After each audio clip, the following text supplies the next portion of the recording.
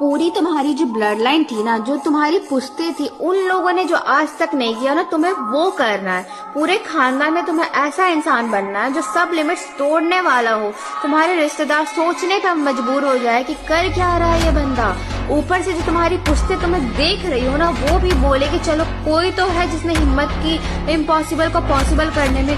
जब ऐसा होगा ना भाई, तब असली मजा आएगा। ये ऐसे घिसे पीटे जॉब के पीछे अपने जूते घिसवा कर नहीं। So get out of your comfort zone and work hard to make it possible.